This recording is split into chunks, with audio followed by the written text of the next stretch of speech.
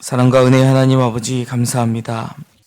이 시간 이 날도 주님 앞에 나와 함께 예배하고 기도함으로 이 하루를 시작할 수 있는 은혜를 주심에 감사를 드립니다. 하나님, 저희가 성탄을 앞두고 있습니다. 우리 주님께서 우리를 구원하시기 위해 이 땅에 오신 그 귀한 날을 저희가 기념하며 함께 모여 예배하고자 합니다. 하나님, 무엇보다 우리 주님께서 이 땅에 오신 그 이유를 우리가 다시금 되새기는 이 성탄이 되게 하여 주시옵소서. 하나님께서 우리를 사랑하셨지만 우리는 하나님을 배반하고 떠나 죄로 물들어 죽을 수밖에 없는 상황에 처하였습니다. 그런 우리를 구원하실 수 있는 유일한 방법이 당신의 외아들 예수 그리스도를 십자가에 못 박아 그의 보혈로 우리를 정결케 하는 것임을 저희가 이 말씀을 통하여 깨닫게 됩니다. 하나님, 우리를 사랑하셨기에 우리를 구원하시기 위하여 독생자 예수 그리스도를 보내셨음을 우리가 기억하게 하여 주시고, 우리가 이 땅을 살아갈 때에 예수 그리스도로 말미암아 새 생명 얻은 자임을 기억하고, 우리가 참된 예수 그리스도의 제자로서 거룩한 성도로서 그 사랑을 또 다른 이들에게 전하며 사랑을 실천함으로 하나님을 증거하고 예수 그리스도를 증거하는 삶을 살아가는 저희 되게 하여 주시옵소서. 하나님, 연일 추운 날씨가 계속되고 있습니다. 이 추위로 인하여 건강을 잃지 않도록 모든 교우들의 건강을 붙들어 주시고, 이 추운 날씨 가운데에서도 또 수고하고 애쓰고 봉사하는 손길을 주님 기억하여 주셔서 하나님 앞에 기쁨으로 봉사하는 손길을 축복하여 주시고, 그 섬김을 통하여 저희가 더욱더 예수 그리스도 안에서 하나 되는 귀하고 거룩한 영화의 공동체 될 수 있도록 함께하여 주시옵소서. 하나님, 하나님께서 세우신 영화교회를 위하여 우리가 함께 기도합니다. 하나님 세우신 이 영화교회 안에 무엇보다 하나님의 사랑이 가득 차고 넘치기를 간구합니다. 우리가 서로 사랑함으로써 하나님의 자녀이고 예수 그리스도의 제자임을 증거하는 교회 되게 하여 주시옵소서. 하나님, 우리 가운데 슬픈 일 당한 사람들이 있습니까? 우리가 그들을 찾아가 위로하기 원합니다. 어려운 일 당한 이들이 있습니까? 우리가 함께 중보하며 기도하기 원합니다.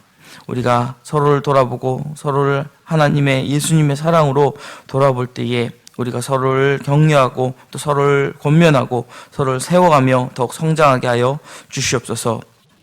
하나님, 영화교회의 성전 건축을 허락하심에 감사를 드립니다. 새롭게 지어질 그 성전이 정말 많은 이들을 하나님 앞으로 인도하게 될 구원의 방주의 역할을 감당하는 성전 되기를 간구합니다.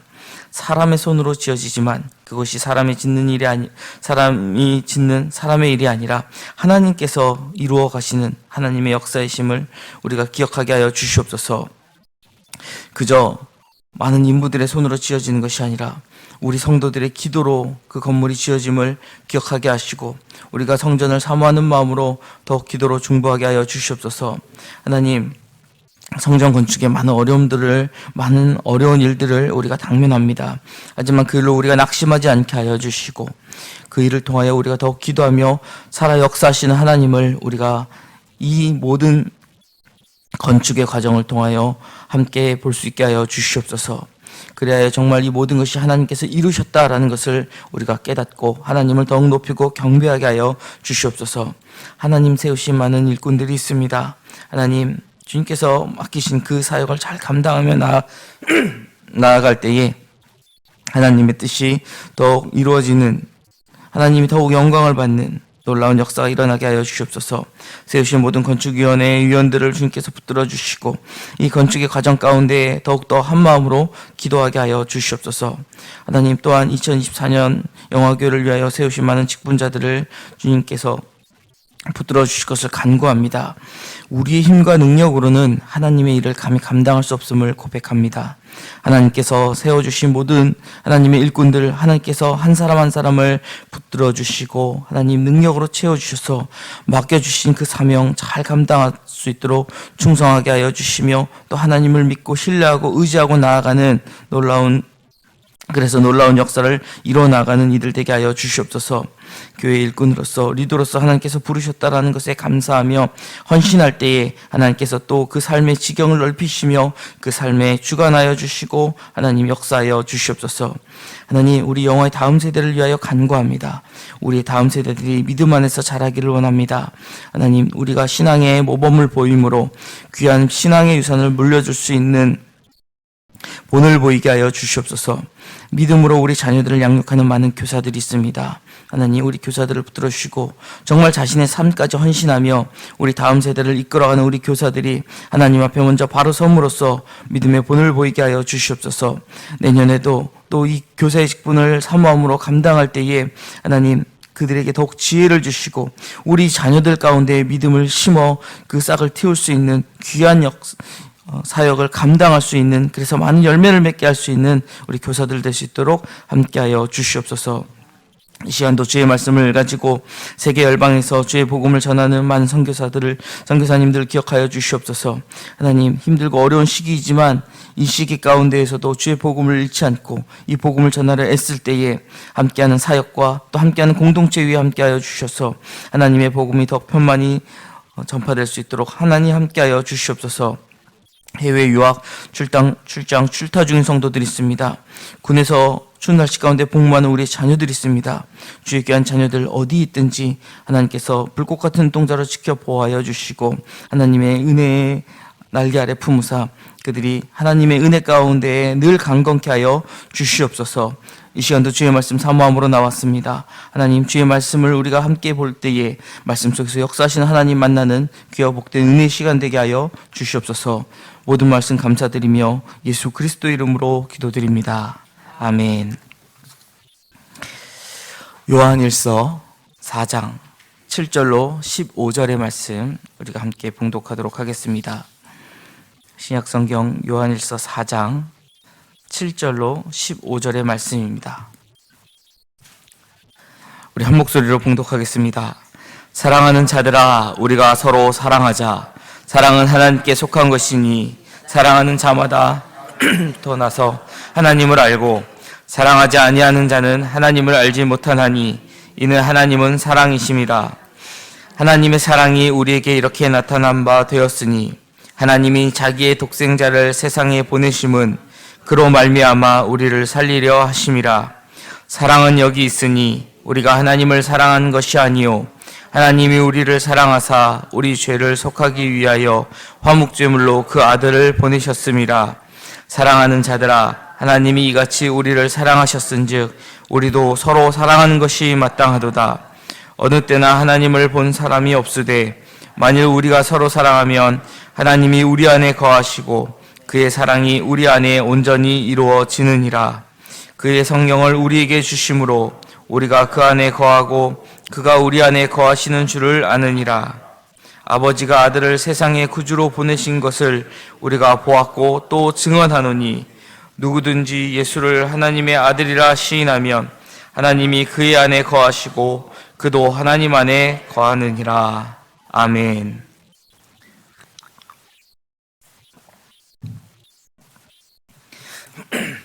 본문의 저자인 요한은 우리 성도가 서로 사랑해야 하는 그 이유에 대해서 오늘 이 본문 말씀을 통하여 하나님의 독생자를 구원자로 보내신 하나님의 사랑 때문이다라고 이야기하고 있습니다.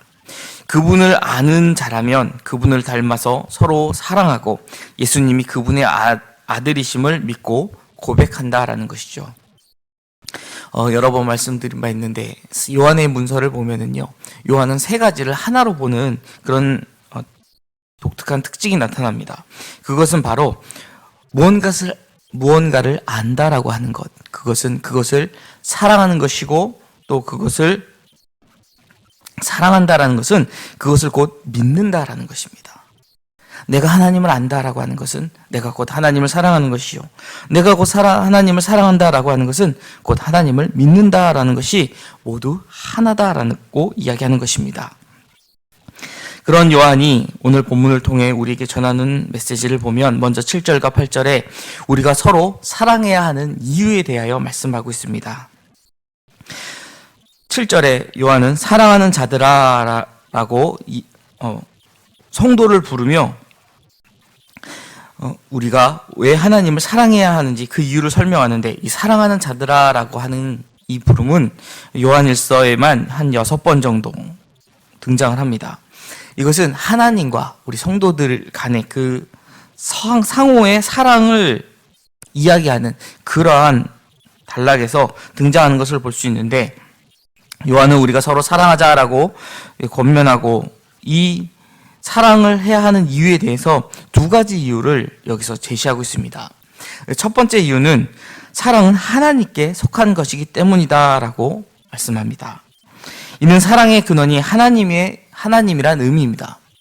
하나님은 사랑이시다. 그 근원이, 사랑의 근원은 하나님으로부터 나왔다라는 것이죠. 사랑한 자는 사랑의 근원인 하나님께 속하는 자이다라고 지금 암시하고 있는 것입니다. 그리고 8절에서 이 두 번째 이유는 첫 번째 이유를 더 구체화합니다. 사랑하는 자마다 하나님으로부터 나서 하나님을 알기 때문이다라고 지금 조금 더 구체적으로 이야기하는데, 하나님으로부터 났다는 이 요한이 자주 사용하는 이 표현은 성도가 되기 전의 상황과 된 후의 상황을 분명하게 대조하고 있습니다. 우리가 성도가 되기 전에는 생명도 없고 하나님의 가족도 아니며 또 하나님을 알지도 못해 사랑과는 무관한 존재였다라는 것이죠. 하지만 예수께서 우리를 구원하신 그리스도이심을 믿음으로써 하나님으로부터 태어난 그분의 그 자녀 또 그분의 가족이 되었다라고 요한은 우리에게 전하고 있습니다. 하나님으로부터 난 자는 하나님을 아는 자다라고 요한은 앞서 말씀드린 것처럼 같은 의미다. 하나님을 안다라는 것. 그것은 하나님을 사랑하고 또 하나님의 소유된 자이기 때문에 하나님의 자녀다. 이렇게 가족이 된 것이다 라고 이야기하는 것이죠. 또 하나님을 안다라고 하는 것은 하나님에 대한 지식을 소유하는 것뿐만 아니라 그분의 계명까지 우리가 지키는 것을 의미한다라고 앞선 2장 3절 4절에 우리에게 말씀하고 있습니다. 우리 주님도 제자들에게 말씀할 때에 나를 사랑하는 자는 나의 계명을 지키는 자다라고 말씀하신 바 있습니다. 정말 나를 사랑한다면 내가 전하는 그 계명을 지킬 것이다라고 말씀하셨던 것이죠. 예수님께서 우리에게 전해주신 그 계명이 무엇입니까? 하나님을 사랑하고 내 이웃을 내 몸과 같이 사랑하라. 즉 형제를 사랑하라라고 2장 7절 이하에 요한이 이야기했었던 바와 같습니다. 그래서 우리가 이 7절의 이 말씀, 요한의 논리를 정리해 본다면 서로 사랑하라고 권면하는 이유는 사랑의 근원이 바로 우리 하나님 아버지이시고 또 하나님으로부터 난 자만이 하나님을 알기에 서로 사랑을 베풀 수 있다라는 것입니다. 상호 사랑의 실천은 하나님의 자녀라는 정체성의 표현입니다. 예수님이 제자들에게 너희가 서로 사랑함으로써 내 제자임을 다른 사람들에게 알게 하리라 라고 말씀하셨습니다. 우리가 서로 사랑할 때에 우리가 하나님의 자녀임을 증거할 수 있다는 것이죠. 이어 8절은 앞서 말씀드린 바와 같이 이 앞선 7절의 요지를 강화하고 있습니다. 사랑하지 않는 자는 하나님을 알지 못한다라는 이 논리는 이미 앞서 요한이 암시하였습니다. 여기서는 약간 다른 이유를 제시하는데 하나님은 사랑이시다라는 이유입니다. 사랑은 하나님의 여러 속성 중에 하나가 아니라 하나님의 하나님 되심을 규정해주는 단 하나의 지배적인 속성이다라는 것이죠. 따라서 사랑하지 않는 자들은 하나님을 근본적으로 모르는 자다라는 것입니다. 하나님을 안다면 분명 그 하나님의 근본 속성인 그 사랑을 깨달아 사랑을 실천할 것이다 라고 지금 우리에게 말씀하는 것입니다. 9절에서 10절 말씀은 하나님이 보이신 사랑을 요한이 우리에게 전합니다. 하나님의 사랑은 하나의 사건을 통해 우리에게 나타낸 바 되었는데 그것이 바로 하나님이 자기의 독생자였던 예수를 이 땅에 보내신 사건이었습니다. 우리가 그날을 바로 성탄절로 우리가 지키며 기념하고 있는 것이죠. 독생이라는 표현은 이 동종 간에 다른 개체가 없는 단 하나의 유일한이라는 뜻을 가지고 있습니다. 다른 개체가 없는 단 하나의 유일한. 따라서 하나님이 독생자를 보내셨다라는 것은 다른 어떠한 존재로도 대체할 수 없는 유일한 아들을 내어주실 정도로 우리를 그 죄악에서 사망에서 살리고 싶으셨다라는 것을 의미합니다. 요한은 10절에 초점을 더욱 좁히고 있습니다. 사랑은 여기 있으니. 이 표현은 우리를 살리고자 독생자를 보내신 사건의 어떠한 면이 하나님의 사랑을 드러내는지를 지금 더 구체적으로 설명하겠다라는 뜻입니다. 하나님의 사랑은 바로 우리가 하나님을 사랑한 것이 아니라 하나님께서 우리를 사랑하신 데 있다라는 것입니다. 우리가 하나님을 알지 못하고 하나님을 사랑하지 못하였으나 우리가 하나님을 사랑하지도 않았음에도 불구하고 우리를 일방적으로 사랑하셨기에 우리를 구원하시고자 하나님의 독생자 예수 그리스도를 보내셨다라는 것이죠. 하나님의 독생자가 하신 일은 하나님을 사랑하지 않는 우리의 죄를 속하기 위하여 화목제물이 되신 것입니다. 사랑을 받을 자격이 없는 우리를 사랑하셔서 살리고자 하나뿐인 아들을 내어 우리의 속죄를 위해 죽게 하신 하나님의 그 사랑을 지금 요한은 증거하고 있는 것입니다. 11절과 12절에는 하나님의 사랑의 완성에 대하여 요한이 증거합니다. 하나님이 나타내신 사랑은 우리가 사랑을 실천해야 할 그 근거가 되는 것입니다. 하나님이 이같이 우리를 사랑하셨다면 당신의 하나밖에 없는 예수 그리스도를 보내셔서 또 그를 그냥 보내시는 것이 아니라 그를 죽여서까지 우리를 구원하시고자 하셨던 그 사랑을 우리에게 보내셨다면 우리도 서로 사랑하는 것이 마땅하다라는 것이죠. 이 마땅함은 우리가 하나님의 사랑을 받아 하나님의 사랑이심을 아는 자녀가 된 그것을 근거로 하고 있습니다. 우리가 하나님의 자녀가 되었다. 그러면 우리도 그 사랑을 실천해야 한다라는 것입니다. 어느 때나 하나님을 본 사람이 없으되라고 12절은 말씀하고 있습니다. 하나님이 눈에 보이시지 않는 분이라는 뜻을 지금 12절에 우리에게 전하고 있는 것이죠. 만일 우리가 서로 사랑하면 하나님이 우리 안에 거하시고 또 우리가 서로 사랑할 때 하나님의 사랑의 하나님이 우리 안에 이미 거하심을 드러난다라고 요한은 증거하고 있습니다. 또 더 나아가서 우리가 서로 사랑할 때에 그의 사랑이 우리 안에 온전히 이루어진다라고 말씀합니다. 하나님의 사랑은 우리가 죄사함을 받아 영생을 얻은 것으로 그 목적이 끝나지 않고 우리가 사랑을 베풀며 사랑을 실천하며 살아갈 때에 그 목적에 도달해서 그의 사랑이 우리 안에 온전히 이루어진다라고 말씀하고 있습니다. 우리가 사랑의 하나님으로부터 태어나 그분을 알고 또 우리가 그분으로 말미암아 구원을 받아 영생을 얻고 그분을 닮아 사랑할 때에 그 사랑의 목적이 비로소 성취된다라는 것이죠. 13절에서 마지막 15절 말씀을 통하여 하나님이 거하시는 증거에 대하여 또 요한은 우리에게 증거합니다. 요한은 우리가 그 안에 거하고 우리 안에 거하시는 줄을 아는 그 근거로서 그의 성령을 우리에게 주셨다라고 13절에 말씀합니다. 성령을 받은 자만이 예수가 그리스도이심을 믿어 하나님의 자녀로 태어나 그분이 그의 안에 거하시게 되기 때문이다라는 것이죠.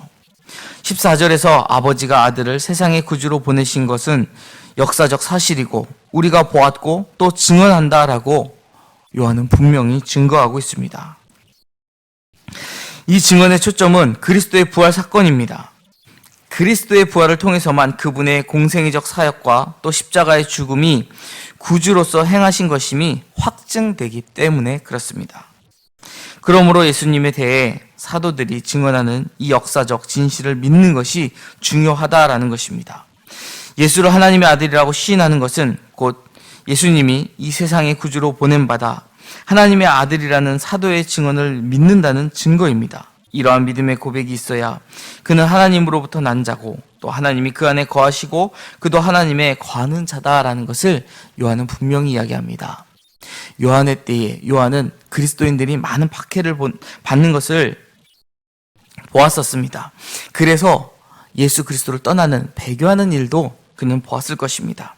하지만 요한은 분명히 사랑 안에는 두려움이 없다라고 분명히 전하면서 하나님이 사랑이시다. 그래서 하나님 안에 거하는 자는 두려움이 없을 것이고 예수 그리스도가 그의 아들이시고 우리의 구원자이신 그리스도임을 증거할 수 있을 것이다 라고 지금 분명히 이야기하고 있는 것입니다. 오늘의 말씀을 정리한다면 요한은 서로 사랑하자고 권면하고 그 이유를 오늘 본문을 통해 우리에게 설명하였습니다. 사랑은 하나님께 속한 것이기 때문에 서로 사랑할 때에야 우리가 하나님으로부터 난 자요 또 하나님을 아는 자임이 드러난다라고 말씀합니다. 우리가 만약 사랑을 실천하지 않는다면 그것은 우리가 하나님을 모르는 것이 되는 것입니다. 성경을 많이 알고 또 성경을 아무리 많이 묵상하고 암송한다 할지라도 우리가 하나님을 안다라고 말할 수 있는 것이 아니라 이 성경에서 전하고 있는 하나님이 사랑이심을, 그래서 우리가 그 사랑을 드러내고 또 실천할 때에야 우리가 비로소 하나님을 안다라고 말할 수 있다라는 것입니다. 사랑하지 않는다면 그것은 하나님을 모르는 것입니다. 하나님을 하나님 되게 하는 그 본질적인 속성은 사랑입니다. 그럼에도 불구하고 하나님이 그런 분임을 알지 못한다라는 것은 하나님을 사랑하는 것이 아닐 것입니다.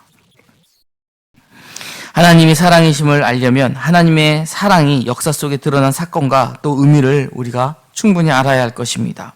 그것이 바로 하나님이 우리를 살리고자 당신의 독생자를 보내신 사건이다라고 오늘 본문에서 요한은 분명히 말하였습니다. 이 사건에서 하나님의 사랑이 극명하게 드러나는 부분은 우리가 하나님을 사랑하지 않는 죄인이었지만 그런 죄인된 우리를 구원하시고자, 그럼에도 불구하고 우리의 죄를 사하시고자 우리를 살리시려고 당신의 독생자를 보내 그를 십자가에 죽이셨다라는 것입니다. 하나님이 이렇게 우리를 사랑하신 분이기 때문에 우리는 그분의 자녀로서 서로 사랑함이 마땅할 것입니다. 그리고 우리가 사랑할 때에 우리 눈에 보이지 않는 하나님이 우리 안에 거하시고 우리를 향한 하나님의 사랑이 우리 안에서 온전해질 것입니다. 하나님이 사랑을 베푸신 목적은 우리를 살리는 데서 끝나는 것이 아니라고 요한은 오늘 본문을 통해 우리에게 증거하였습니다. 우리 안에 거하셔서 우리가 하나님의 자녀가 되어 하나님을 닮아 서로 사랑하게 만드는데 그 사랑의 목적이 있다라고 분명히 말씀하였습니다. 하나님이 우리 안에 거하신다라는 것은 우리에게 성령을 주셨다라는 뜻이기도 합니다. 예수 그리스도께서 승천하실 때에 제자들에게 이미 그 전에 성령을 너희에게 보내주실 것을 요한복음 14장에서 16장까지 5번에 걸쳐 약속하여 주셨습니다. 그리고 그 약속대로 우리에게 성령을 부어주셨습니다. 하나님을 믿는 자에게, 하나님을 사랑하는 자에게, 예수 그리스도의 성도된 우리에게 성령을 부으셔서 성령 하나님께서 우리 안에 거하실 수 있도록 그 약속을 지키셨다라는 것입니다. 이 성령으로 말미암아 사도들의 증언대로 하나님의 아들을 세상에 구세주로 보내셨음을 믿고 예수님이 하나님의 아들이라고 고백을 한다면 하나님이 그 안에 거하시고 그도 하나님의 안에 거하게 될 것입니다. 우리 안에 계신 성령님으로 말미암아 우리가 정말 예수 그리스도가 우리의 구주이심을 믿음으로 고백하며 하나님의 자녀로서 사랑을 실천하며 살아갈 수 있는 저와 여러분이 되시기를 주님의 이름으로 간절히 축원드립니다. 기도하겠습니다. 사랑의 하나님 아버지, 우리를 당신의 자녀 삼아주심을 감사드립니다. 우리를 죄에서 구원하시고 우리를 죽음에서 생명으로 옮길 수 있는 유일한 방법이 당신의 아들을 이 땅에 보내시고 또 그분의 희생 제물로 삼아 그분의 보혈로 우리를 정결케 할 수밖에 없음을 우리가 말씀을 통하여 믿음으로 고백합니다. 하나님, 우리는 하나님을 배반하고 하나님을 멀리 떠났지만 하나님은 그런 우리를 사랑하셔서 당신의 독생자 예수 그리스도까지 아낌없이 내어주셨습니다. 우리가 그 사랑을 기억하고 우리 또한 그 사랑을 실천할 수 있는 자들이 되기 원합니다. 우리가 서로 사랑해야 할 그 이유, 하나님이 우리를 사랑하셨기 때문에, 하나님이 사랑 그 근본이시기 때문에 우리가 사랑할 수밖에 없다라는 것을 기억하며 사랑을 실천함으로 하나님의 자녀된 삶을 살아가는 저희 모두 되게 하여 주시옵소서. 감사드리며 사랑이 많으신 예수 그리스도 이름으로 기도드립니다. 아멘.